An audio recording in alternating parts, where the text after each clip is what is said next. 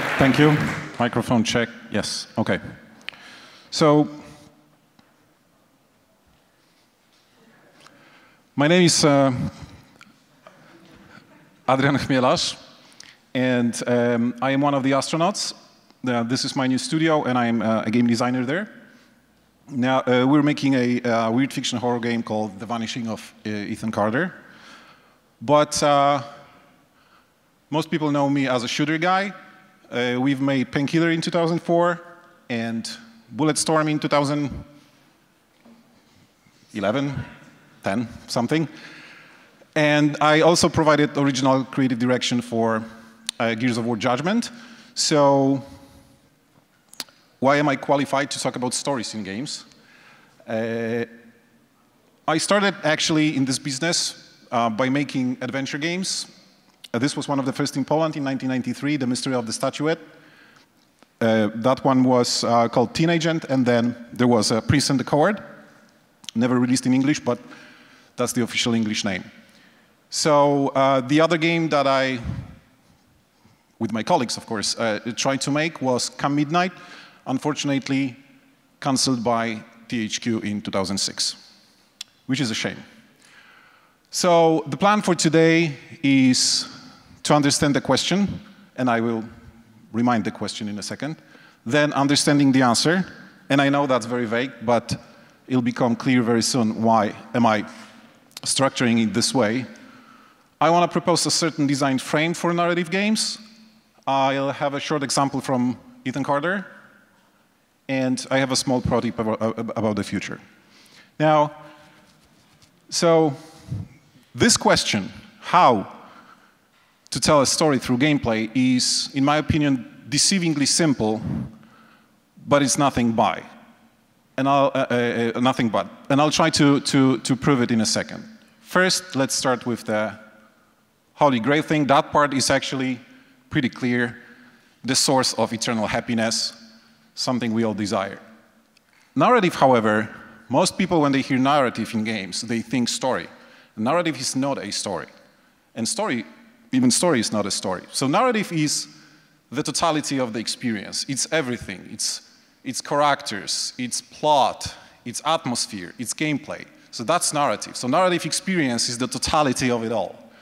And it can also be described as players' subjective journey, because we all have our own journeys. Even in linear games, we interpret things in different ways. So everybody has their own journey. Now, these two definitions have been coined by a man, a great designer named Thomas Grip from Frictional Games, creators of Penumbra series and Amnesia, and they're currently working on Soma, which is going to kick some major ass when it's released. So Thomas will be back later. Now, tell. This is extremely important to me because we want to tell stories. I mean, okay, not everybody. I assume some people are very interested in making mechanics-focused games. But some people want to tell stories, and they're often told, if you want to tell a story, go make a movie or write a book. And I believe that games can tell stories at least as effectively. But the problem is that the players don't want to listen to the story. They want to write the story, experience the story. So they want to be the writers. Again, it's their own journey through the game. So they want to feel, and that's the difference, they want to feel like they're writing it themselves. So the difference between, if the player listens to the story, sold through a cutscene, for example, that's a pretty shallow experience. I mean, it's still quite cool, because games are cool, but it's not as powerful as when the player actually feels like they have written the story themselves. So that's a big problem. So now what, right? We want to tell the story, but they want to feel like they're writing the story. So my idea for this is, assuming this is the player, and I'm not saying they're monkeys, but assuming this is a metaphor for the player and there is a little avatar there in his hand, so they want to be on stage, and they want to have this freedom of expression. And our role is this. of course, we want to tell the story, and this guy is telling a certain story. I mean, he is actually in control of the player, but the player does not feel that. He's not aware of that. That is a cheat, of course, but that's totally fine. I mean, people pay money to be cheated. When they go to a movie, they want to be scared, they want to laugh. When they read a book, they want to be thrilled. They pay good money to be cheated on. So I think that the first step is that actually this speech should be renamed to this: how to make gameplay indistinguishable from the story. But I mean, come on, look at that word. So that's why I actually keep talking about telling, but remember, this is just a mental shortcut. All right, and now a short reminder of what a story is. A lot of people are confusing story with a plot. So Johnny killed Annie, and then he went to blah, blah, blah. That's a plot. That's not a story. Story is, okay, again, not a plot, just a reminder. So it's characters, it's plot, it's setting, it's theme, it's style. That's just one of the definitions. The others are character, plot, conflict. So let's just remember that. Now, the funny part, gameplay. Apparently not as hilarious as I thought. Okay, I'm sure a lot of people thought mechanics when they heard gameplay. Right, it's gameplay, so I have my controller and there are gameplay mechanics and there are certain systems in play. And in most games, indeed the structure is that we have a certain gameplay, certain mechanics at play, and there is a story accompanying those mechanics. But I want to propose a different definition. It's actually not mine, so it's even cooler. That gameplay is omoshiroi. And I know, that's a little bit pretentious, but hear me out. So the term was coined by Chris Pruitt from Robot Invader. He also runs an amazing survival horror website. And he was studying Japanese, and they told, there was this word in Japanese, omoshiroi. Anybody knows Japanese here? What does it mean? Exactly. He said, they told him that this word means interesting or funny. And he was like, okay, I don't get it. Interesting or funny. It doesn't make any sense. I mean, Lovecraft is interesting, but not exactly funny. Science is interesting, not exactly funny. And then he had an eureka moment, and he realized that omoshiroi means not boring. So gameplay to him is that which engages the player is the stuff that the player does while playing the game that is not boring.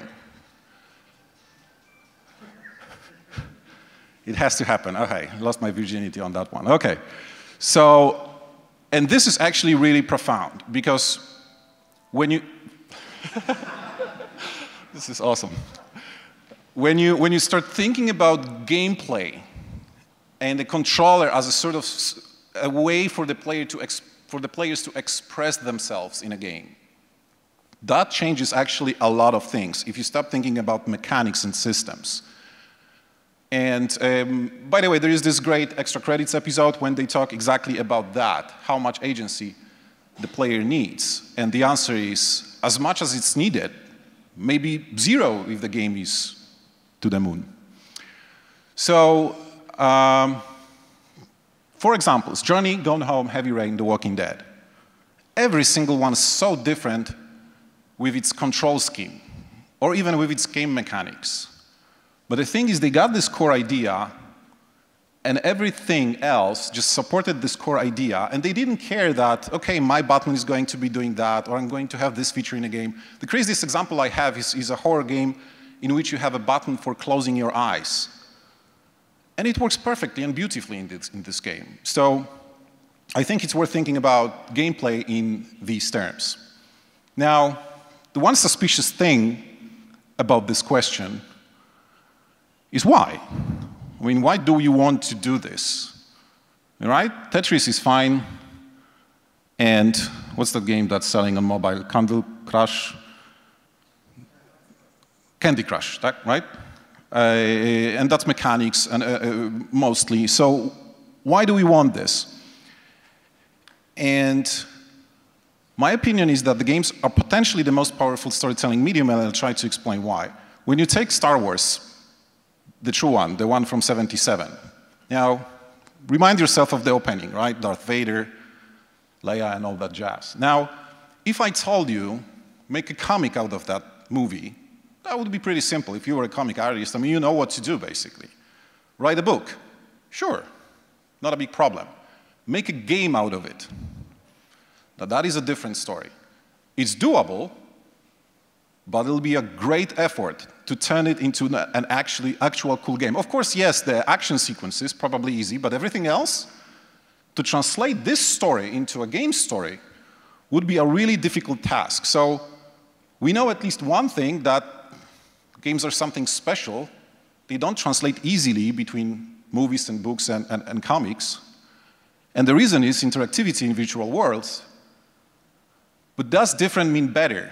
Well, of course, not always. I think it does in our case, because of this. And I'll be talking about this Trinity a lot today. Well, for 35 minutes.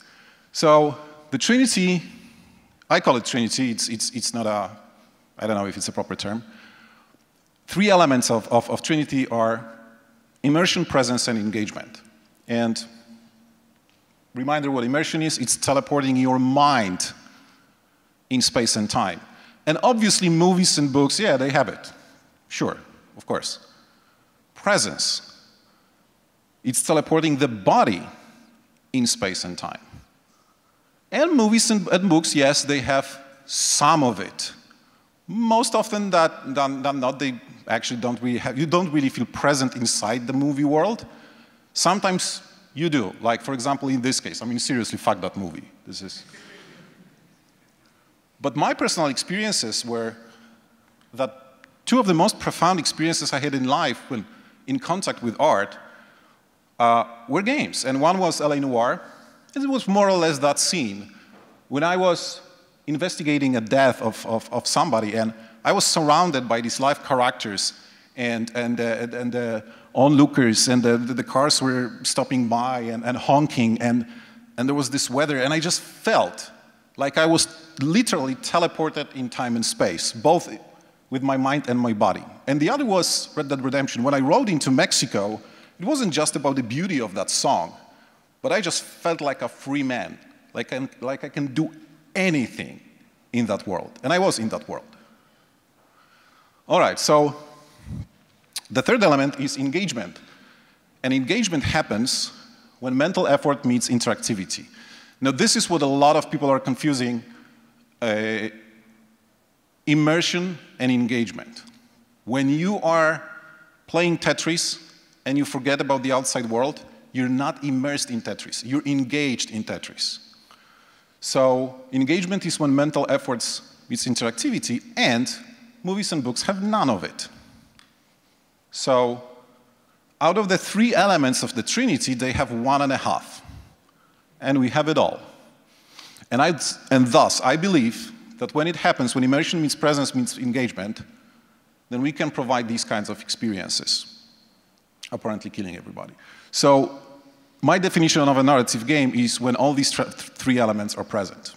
Now, final thing, why do we want to tell stories at all? And be warned that 4 pages of text are coming. But this is an amazing guy. He is a scriptwriter in Hollywood, and he uses this alias, Hulk Critic, and he writes in all caps, but he's a really amazing analyst. And he says this: as audience members, all we ever really want to do is to connect and understand those big people on the screen in front of us. And connect is a really important word. We want that movie screen to act like a portal to another world, one we can simply drift into and be a part of. He's talking about movies, but that applies to games and anything else for that matter, in my opinion. That's always the end game of the storytelling. The desire to reach out and touch other human beings is the centerpiece of artistic inclination, both for the artist and the audience. It's all part and parcel of the innate desire not to feel alone in this universe. But there's one more thing which is more game-centric. So it was very nice hippie talk, and I do believe every single word he said. But let's look at that from game designer's perspective. There is a model called PENS, and it would be much better name if it had one more letter, but it's the player experience of need satisfaction. It's a really lame name, but it's a really good model. So it was coined by Scott Rigby and Richard Ryan in 2000-something. It's not clear. It was 2005 or 6. They worked for the company called Immersive. And it explains, this model explains why we play video games, what's so enticing about video games. And it's extremely useful both during the design phase, when it's used as a filter or a checklist for your designs, but you can also predict, kind of predict the performance of your game in sales. Now, 3 elements of the PENS model are competence. One of the things why people love playing games is that they want to prove that they are competent at something. And we all know it's so much easier to be competent in a video game than in real life, right? So love of challenge is one thing. The other is autonomy, which is I decide what happens. I'm in control of the situation, and I'm free to do whatever I want. And finally, we get to the storytelling. Relatedness is love of connecting with other human beings. So just 3 elements of why people play video games, and one of these uses the connect word again. That's why, for example, the guys, Telltale, they were so smart not only to have the Walking Dead series, full of human characters and all these hard choices and everything, and a great story, great dialogue, and of course this little girl, but also have this. Because we have, anybody doesn't know what that is? The end when you compare your choices to other people. So you had a full single player that turned out to be actually also kind of a multiplayer. So you felt like a part of something bigger, and that's connecting. So my design of a narrative game means that you have to maintain the synergy of presence, immersion, and engagement to satisfy the human need to connect to other human beings. And I will talk about the synergy in a second. Now, I still talk about the question instead of the answer, because I do believe that understanding why you even do what you do is extremely important. And in some cases, truth be told, probably more important than the answer. And I want to give one specific example. If you, when you get home, get a Campo Santo. This is the new company, one of the new studio, one of the designers actually wrote The Walking Dead Season 1. And these guys talk about their new game, Firewatch. And when you see the way they approach this game, it's absolutely clear they deeply understand why they do what they do. This is a really great speech. So, how to make gameplay? Well, how to tell gameplay through the story? What's that golden recipe?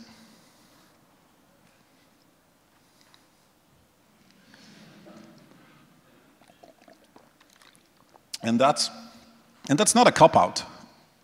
All jokes aside, that is actually really liberating when you think about it. I guess it's expected. I mean, this answer that, we don't really know is because, compare these experiences. That's Red Dead Redemption. Without a shadow of a doubt, the best game for the previous generation of consoles. But that was also an amazing, beautiful game. That's To the Moon. And Journey was mind-blowing. And so was The Walking Dead. What is the common thing between these 4 games? Can you use the same narrative design frame for every single one of them? No, I don't think so.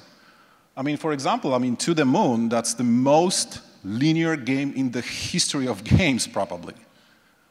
But this one? Of course not. So I do believe that there is no one solution that fits all.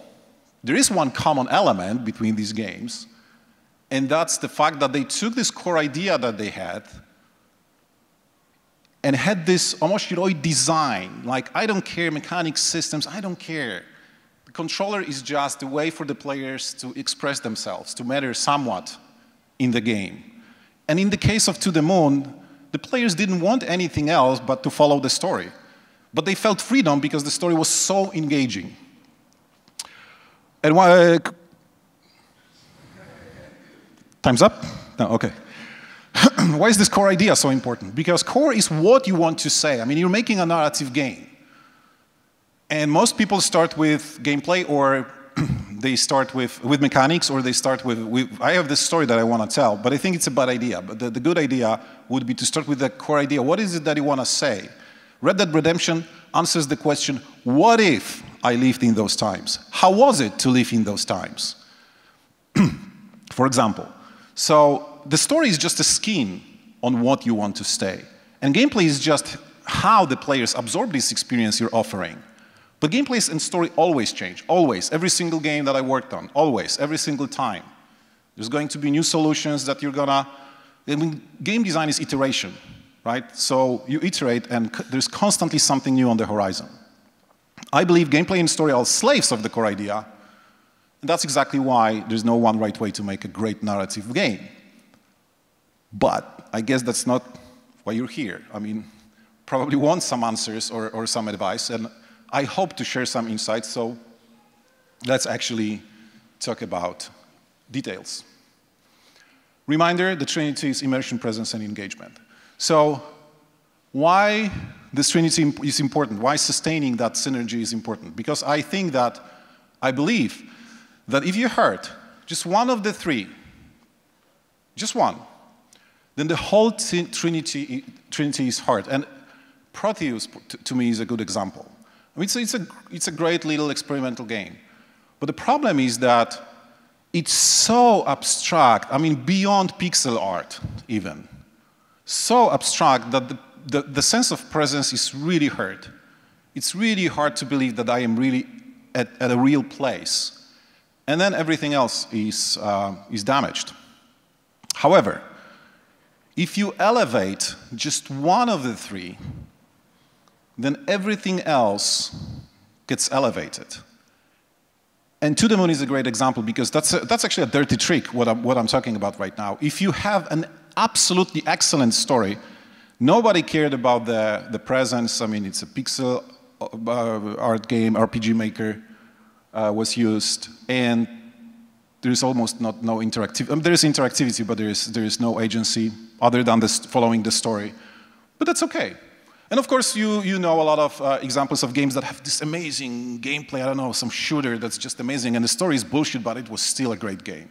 So, but elevating everything at the same time, when you have presence and immersion and engagement at 11 or over 9,000, that to me is transcendence. And one of these experiences is the ending of Red Dead Redemption, and I won't spoil it for those who have not played it, but everything came together in that moment.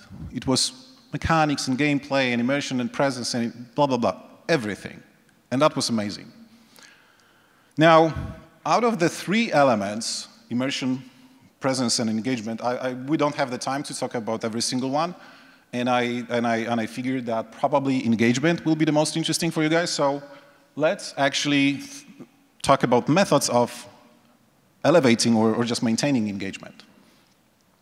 Through continuous, paced, and varied, and that's kind of obvious, right? You have to have a good pacing, you have to have cleaners. Engagement is mental or manual effort. Sounds simple, right? So let's talk about 4 types of building blocks. Now, the first type of building block for mental or manual effort is a puzzle. But in a really broad sense of the word, if you have to survive a zombie onslaught, that's a puzzle. How do you go about it, right? What do? Do you block the doors, or do you take the sniper rifle, or do you just go crazy with the shotgun? What's your strategy?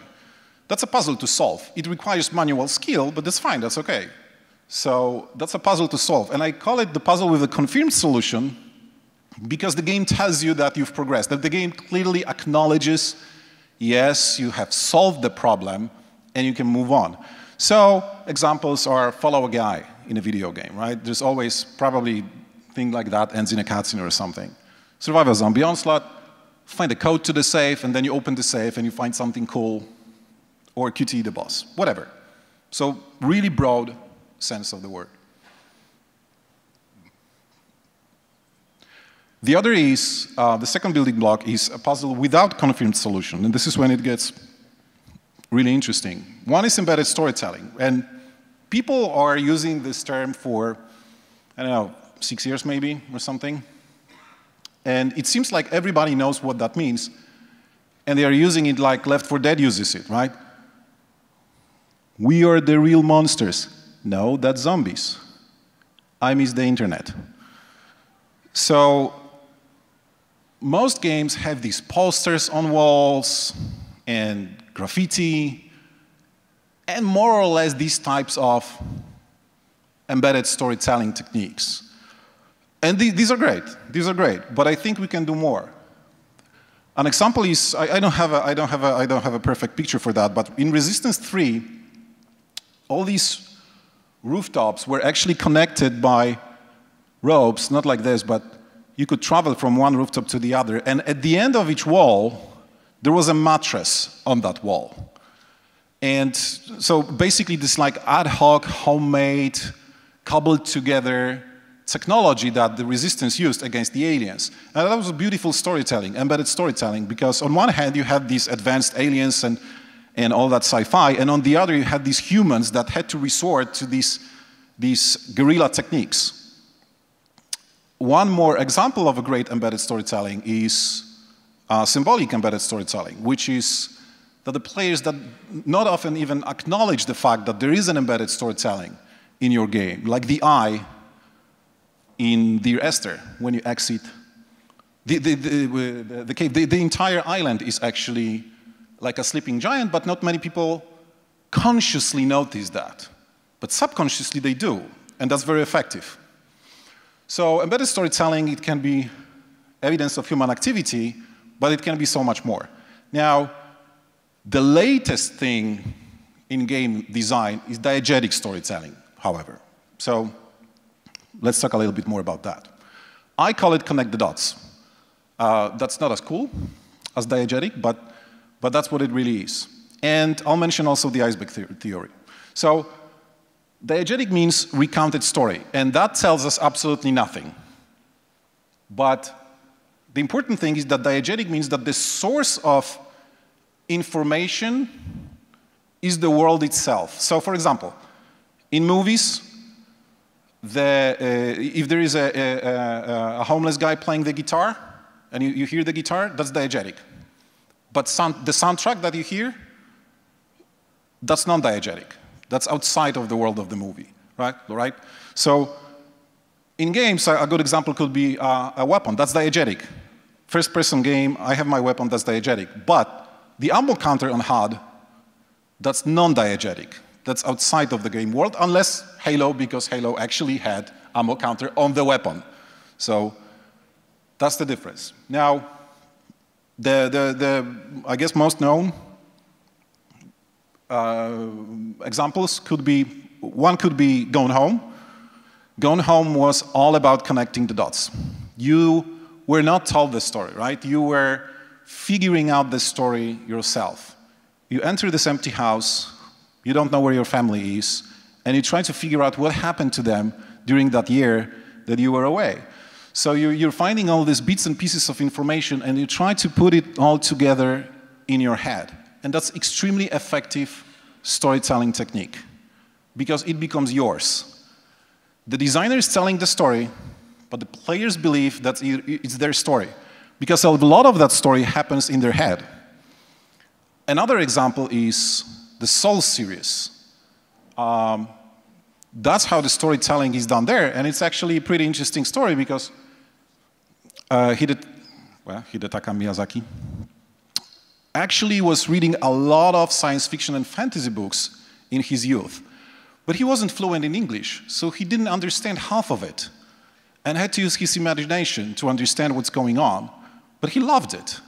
So he applied the same philosophy to his games later. Withdraw the information, let the players connect the dots, don't be direct, and apparently it works, right? Now, the other side of diegetic storytelling is the iceberg theory, and that's something that Ernest Hemingway came up with. And he said that it's also known as theory of omission. Only 1/8 of the iceberg is over the water. And the invisible part, the majority of it, something that only the writer knows, that gives the story weight and gravitas. And it's not exactly as connecting the dots, because with connecting the dots, you have most of the information. You can't put it together. This is additional stuff that is never said. You create that, you know this about your hero or about this world, and you never say it. And I don't know how this works exactly, and why does it work, but it works. So that's diegetic storytelling. The third building block for you to maintain engagement is choice. And a lot of people probably think The Walking Dead or Mass Effect, and that's cool. Actually, that's awesome. So branching is awesome. Funnel branching, like in The Walking Dead, when it's actually all smoke and mirrors, right? And sooner or later, it's unfunneled into a situation that happens for all of us. Dividing, like The Witcher 2 or Mass Effects, when you actually choose a branch and a large portion of the game is then denied to you. And invisible, like in Metro 2033, right? You didn't know you were making choices. A lot of people didn't know they were making choices when they were playing this game. I think that invisible choices are going to be a very interesting direction for the future. I don't think they've been done right so far. Choice is also optional content that you can offer to the player. And this is beautiful because, again, this is how you make the players feel like the game belongs to them and it's their story. And most people, when they have this optional content, they will go for it, but they know they don't have to. So, again, with that manipulation thing, that works perfectly because most of the time they will go for it, but they feel like they've made that decision, they are writing the story themselves.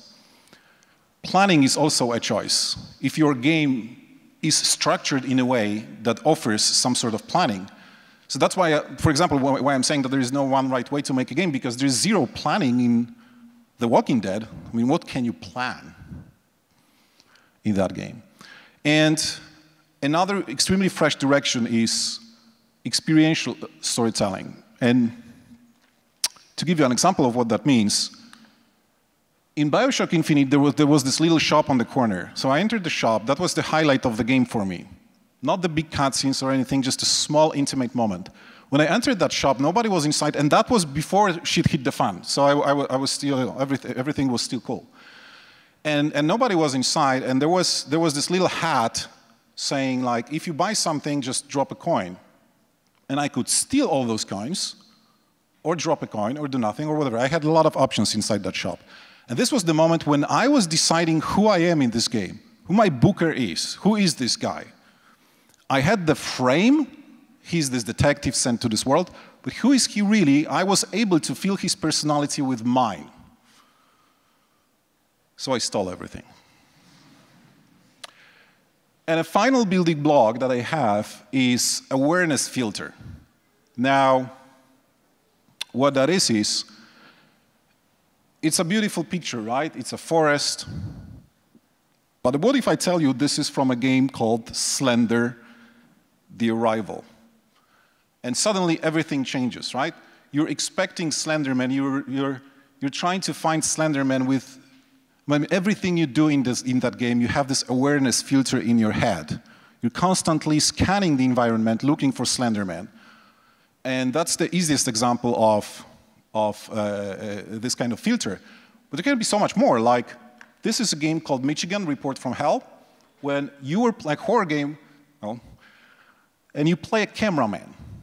So the entire time you were playing through this game, you were always trying to get the best shots. And that was used, for example, in Outlast a little.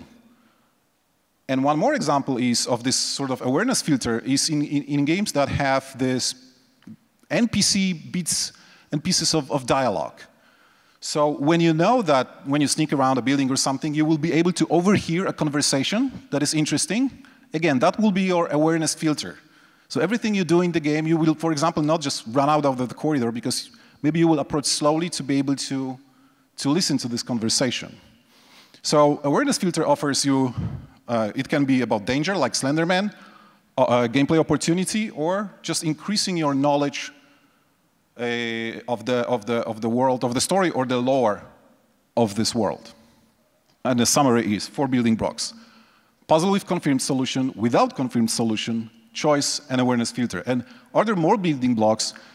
Probably. We're still discovering them. I know that the games are like 30 years old and more, but we are still discovering them. Probably somebody did this already, but nobody named it.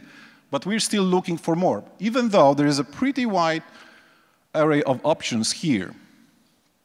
Now, example application model. This is something that's called 4 layers. And Thomas is back, because 4 layers is something that I have cooked with Thomas during our email conversations. And Thomas actually did the bulk of the work. He turned it into GDC presentation. That was, the theory was presented at GDC 2014. So I will give you the short version, but if you want the long version, and there is a lot of extra information on narrative design, it's on their blog, on the blog of Frictional Games. All right. So the way it works is you have a fragment of your gameplay, and you try to apply 4 layers to that fragment to make sure that this can be called a narrative game. The first thing is, well, your gameplay. So you're trying to engage the player through mental or manual effort. And you should probably filter it all through the PENS model. And its competency, autonomy, is what they do allowing them to be competent or autonomous, or is it evoking some connection? Basically, that layer answers the question, the player has this question, what am I doing and how? And that's layer number 1. I will use the Outlast example. There will be a mild spoiler, but nothing really big, don't worry. So at a certain moment in the game, this evil doctor, he catches you and wants to do some really bad things to you. Now, I'm not a big fan of Outlast, but that fragment was absolutely excellent. So then he leaves the room, and of course you free yourself magically. But you free yourself, and now what could be your goal? Right? I mean, get the hell out. That's kind of obvious. So you know what to do. I mean, just get out. That's your gameplay. That's your gameplay. You're basically walking around this environment trying to avoid danger. So what am I doing and how? Well, I walk around and I pay attention and I avoid bad shit, and this is what I'm doing, and my control is how. Now, the second layer, so you have this gameplay. So your gameplay could be, for example, okay, so the guy walks around and there are dangerous things and he has to avoid them. The second layer is the narrative goal. Now, we're not talking about the overarching goal of the game, like save the princess or anything, because players will not keep that in mind all the time. And also having a short-term narrative goal gives this feeling of gratification, right? It's like you're constantly winning something, achieving something. So short-term, and the answer to the question, why am I doing this? And in the case of Outlast, yeah, that's cool. It's basically your narrative goal is get to a safe place, or maybe kill the doctor, or whatever, but make sure that I am safe again.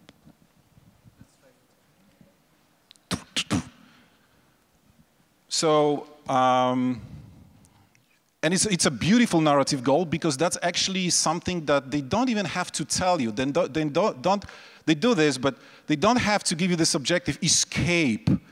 You want to do this because you just suffered a lot of torture from this guy, and you just want to get out.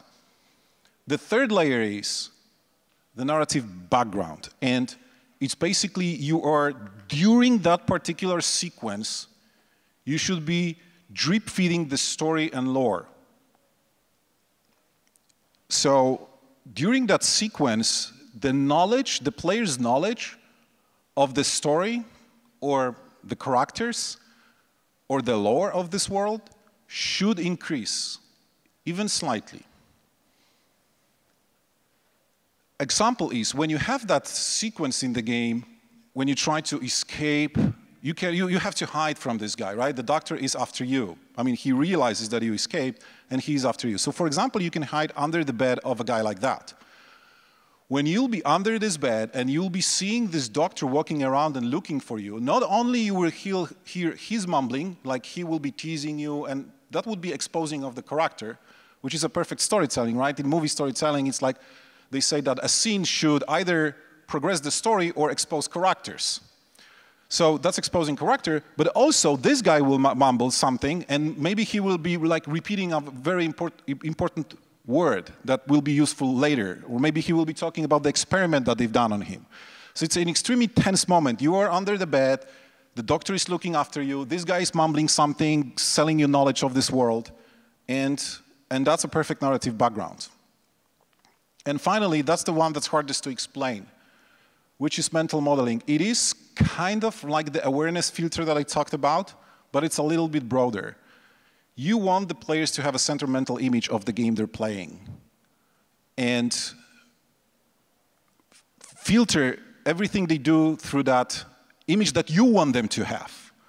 And the example that Thomas uses on his blog is, for example, Rainbow Six. When you were like behind every corner, there could be a soldier trying to kill you. You were building like you were anticipating danger, and you were building 3D world around yourself, and you were planning, and there was strategy. And the entire game was very focused on that. So that was building of the mental image of the game.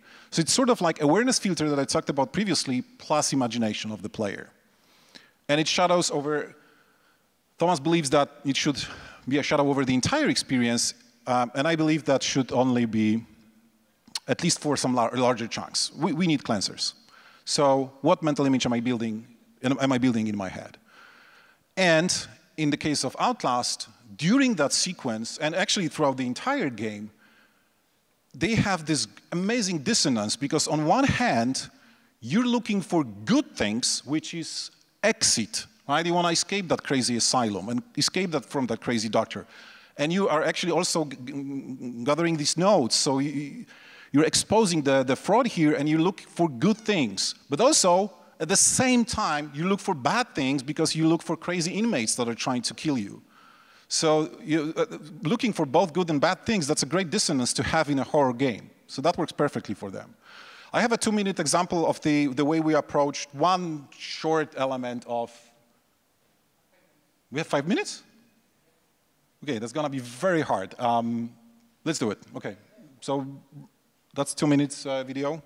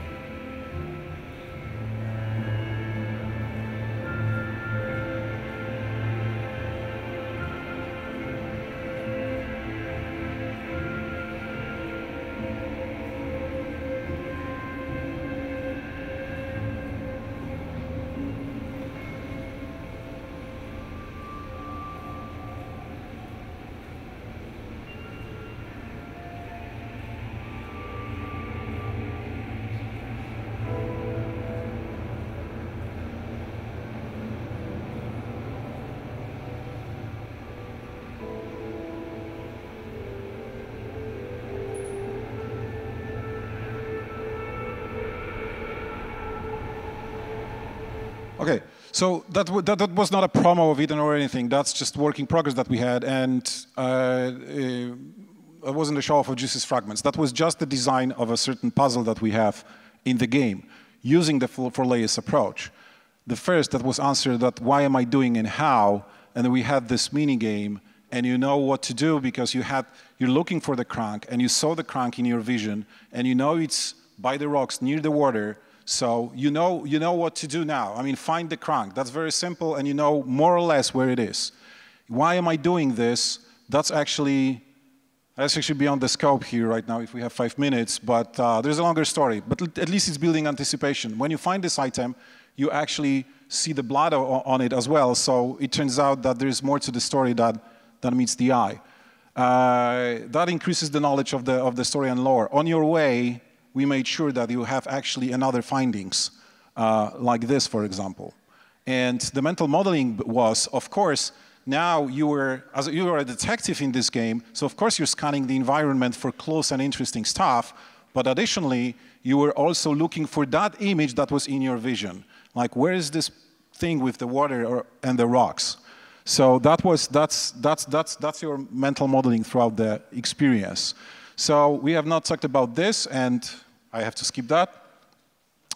So being true to the word. So the final segment is what's next for narrative games. And so here's what I believe. In 1961, one of the first video games were made, and it was called Space War. And check this out. They didn't call it Eliminate the Dots. They called it Space War. So even those guys in 61, they were already telling a story, because telling stories is in human nature. Now, of course, we are fighting a lot of resistance.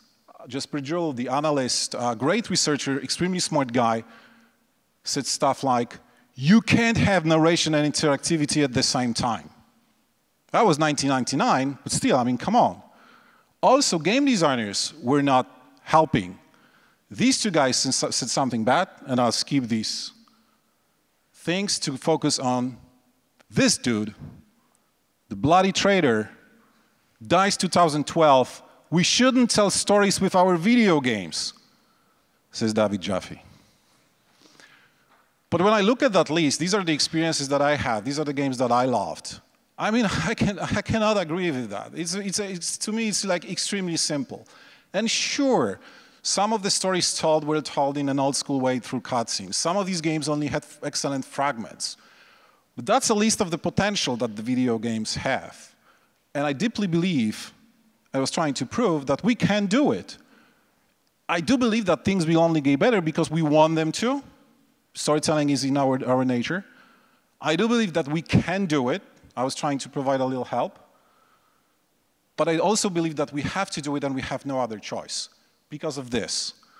This, be it Morpheus or Oculus, it doesn't matter. Your old designs will not work on that thing. Your old games or mechanics, okay, some of it will work. But the experiences that are being crafted right now for this thing are going to be completely different. I don't know if they're going to be called games anymore. It doesn't matter. Probably yes. But this stuff is going to be very different. So that's a product for the future. I think a lot of people should start adapting now. And that's my last slide. So I want to finish with another quote from Chris. An amazing summary, I think. That, yeah, David Jaffe is right. Don't trade gameplay for anything. But don't let that stop you from making gameplay out of stories. Thank you.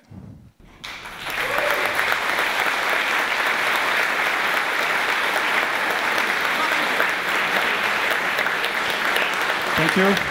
Okay, we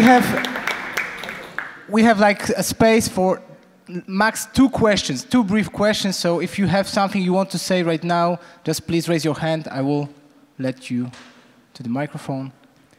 But if not, if you need to, oh, there is a question far back. Please come on. I wanted just to say that it was a lot of interesting stuff. Yeah? Yeah, it works. Yeah. One. Okay, the question is actually very simple. It's like if you had to suggest a book for young developers that they should, in your opinion, mandatorily read to develop further those topics, what would you suggest? A book that focuses on narrative storytelling? Yep. I would not suggest a book. I don't think there is a great book. There was one that was called Emotional Engagement, I think, in games. There was a lot of shit in the book, but it actually opened my eyes. It's a book, I'm sure you read it, right? Do you remember what I'm talking about? It was Donald something. Contact me on Twitter. I'll be happy to provide a title. But way more knowledge is in Thomas's blog, GDC presentations. I also try to do stuff on our blog on the astronauts. I do believe this is way more effective than any book. There is a book coming from the Santa Monica Studios guy. Amazing book on this kind of design, but it's not out yet. Okay. So I will advertise it when it's out. So what's your Twitter? Sorry? So what's your Twitter? What's my what? Twitter. Twitter. My Twitter. All right. If you go to theastronauts.com, my Twitter is over there. Thank you very much. The easiest to explain. Okay. All right. We won't push it further, I think. So once again, thanks, Adrian, for the great presentation. Cheers.